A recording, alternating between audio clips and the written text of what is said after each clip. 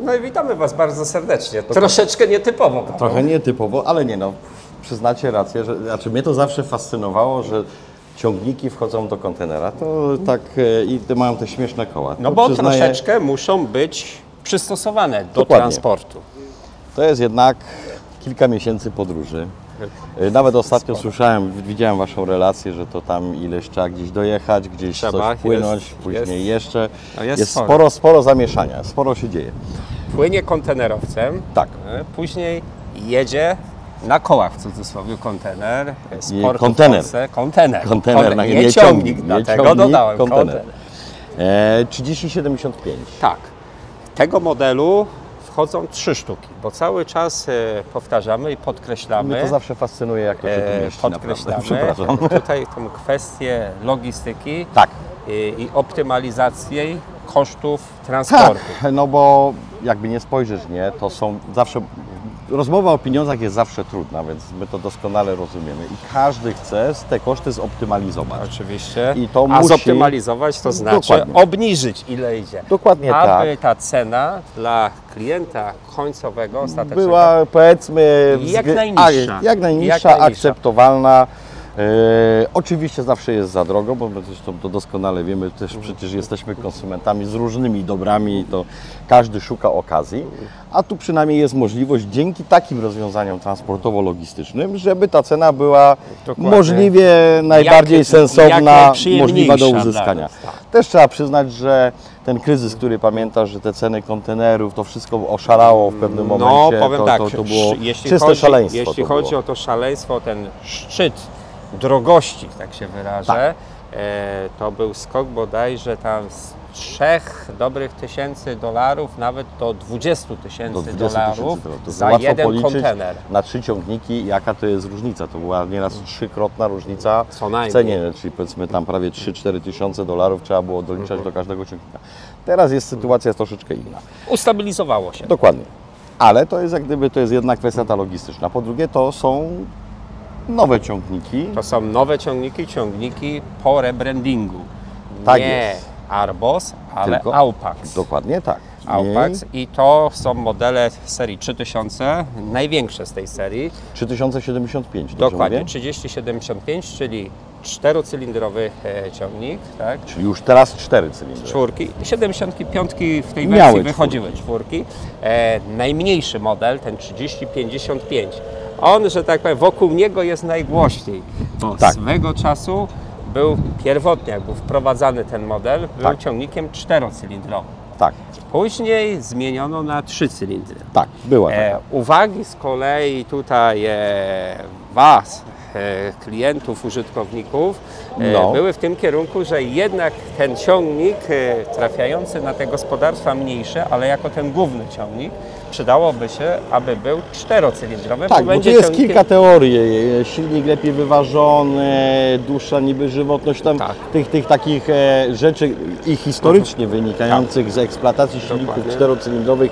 Ona zawsze była troszeczkę taka, ja bym to nazwał, wpływająca na decyzyjność, bo przecież były takie sytuacje, że ściągano ciągniki Maseja 3-cylindrowe, nie wiem czy pamiętasz, bo to nie jest tak, że to jest 3000, nawet 4000 w Maseju. Tam też były 3-cylindrowe, nie że się czepiamy Maseja, ale wśród wielu producentów to się pojawiło. Ale trzeba przyznać też, że znajdowało się i znajduje się do dzisiaj sporo zwolenników ciągników tej mocy jakby w wersji 3-cylindrowej, ponieważ gdzieś troszeczkę przy tych lekkich pracach okazuje się, że ten ciągnik na takim silniku jest lekko kapkę oszczędniejszym rozwiązaniem. No właśnie i tu poruszyłeś bardzo ciekawą rzecz, bo te wszystkie nowe silniki 3-cylindrowe, które montowano, one nie okazały się nic gorsze, ani eksploatacyjnie, ani tego. To też jest troszeczkę lżejsza maszyna wtedy i tym samym też można powiedzieć sobie szczerze,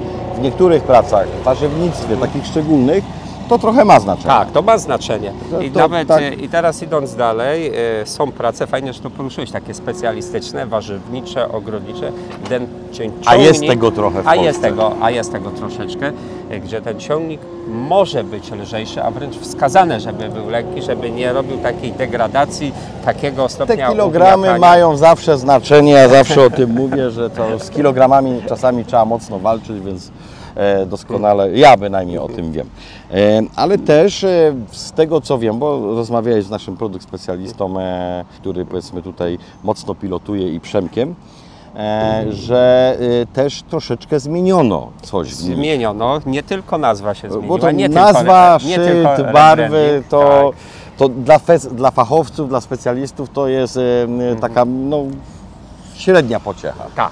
Natomiast jeśli chodzi o rozwiązania techniczne, zmieniło się sporo. Akurat w modelu 3075 nie były to zmiany spektakularne, duże, tak jak w modelach czy w seriach 4000 tak. i 5000, gdzie tam kluczową kwestią było to, że zmienił się dostawca silników i dotychczasowy stosowany silnik Dosana został zastąpiony rodzimą marką Weichai. Tak. Silnik zmienił swoją pojemność z 3,4 na 4, 6 litra, więc ta pojemność zdecydowanie poszła w górę. Przepraszam, ale ja zawsze te koła fascynują cię. te koła są dla mnie są dosyć szczególne. Nie? Dokładnie. Może podejdźmy. Znaczy nie, ja Ci sobie. powiem, mi to przypomina te najstarsze Ursusy, Bombaje, były bo na, one były na żelaznych kołach. były na takich. Lance Bulldogi też Tak. były na żelaznych kołach, bo ja sobie to kojarzę, nie? I teraz wracając, seria 3000, już Dokładnie. w odsłonie Aupaxa. Oczywiście co jest niezmienne to, że cały czas na ciągniki obowiązuje 7-letnia gwarancja bez limitu motogodzin, to jest taką istotną rzeczą. Tak. Ale co się zmieniło? Zmieniło się takich troszeczkę drobniejszych usprawnień tutaj dokonano, ale sporo, ilościowo. Czyli zawsze coś się udało przemycić. Udało się przemycić. Też trzeba zawsze o tym pamiętać, że te uwagi z rynku, komentarze czy coś takiego, to one nie są takie niedziałające. Może te młyny nieraz mielą krócej, dłużej, to jest, ale mielą.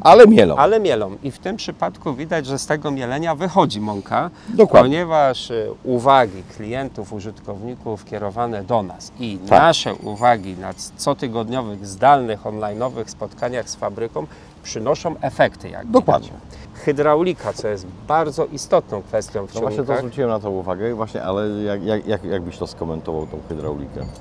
Hydraulika została rozbudowana, a mianowicie o takie kwestie jak stały wydatek, bo kiedyś tego nam brakowało. Mega ważna rzecz. Mega ważne, gdzie bo mamy już urządzenia, pamiętajmy, maszyny. coraz więcej tej hydrauliki jest. My nawet teraz, żeśmy byli na targach na Ułężu, to powiem tak, już prawie wszyscy, gdzie mogą, korzystają z hydrauliki, napędów hydraulicznych, sterowania hydraulicznego. Przede wszystkim. I to jest mega istotne, bo też się okazało, że one są najstabilniejsze i przy wyborach należy się kierować jednak tam tymi parametrami Tak hydrauliki ciągnika. I tu też właśnie coraz więcej maszyn, urządzeń opartych na napędach hydraulicznych, Tak. hydromotorach wymaga właśnie tego stałego wydatku, stałego Tak, napędu. jest to bardzo wygodne, nie? Bo to pozwala po prostu pracować zupełnie na innym poziomie. Już mamy coraz ciekawiej rozwiązane kwestie zaczepowe. Mieliśmy regulowany również zaczep górny w poprzednich wersjach, ale niestety nie był on mocowany na specjalnych szynach. Nie? Tutaj już Mega wygodne, w tych już takich mega profesjonalnych, dużych ciągnikach to jest tam powiedzmy oczywistość. W małych ciągnikach nie zawsze się to pokazywało. Ale teraz chcemy nawiązywać do tych rozwiązań Dokładnie. z górnej półki. Użytkowo to jest bardzo przydatna rzecz. Cięgna tylne, tylny tus, a dokładnie cięgna dolne. Wcześniej na oczkach montowanie. Teraz już mamy na Eurohackach. Kategoria druga. Przy tej mocy ciągnika też dużo wygodniejsza sprawa, jeśli chodzi o sposób agregatowania maszyn. W ogóle generalnie nawet nie widać nieraz w tych starych ciągnikach, naszych kultowych 60-kach, 30-kach, Też znam już przypadki, że się przechodzi na haki, no bo to jest po prostu mega oszczędność czasu, mega wygodne. Dokładnie. Sądzę, wiesz co, żeby trzeba było, jak gdyby zaprośmy Was, przyjedźcie i sami będziecie mogli dotknąć, zobaczyć, bo to też jest ta wartość dodana, nie? Czasami mówimy, jesteśmy na targach i widać tych klientów, mówię, okej, foldery, firmy, my to wszystko rozumiemy, ale ja chcę pomacać. Ale dotknąć, pomacać, a przede wszystkim przejechać, przetestować. Dokładnie. I takie możliwości Wam tutaj dajemy. Zapraszamy. Kliknij jeden z polecanych filmów, aby obejrzeć najlepsze produkcje na naszym kanale. Zasubskrybuj kanał, aby być na bieżąco i nie przeoczyć nowego filmu. Nowe filmy dodajemy codziennie o godzinie 6 rano, a shortsy od 17 do 22.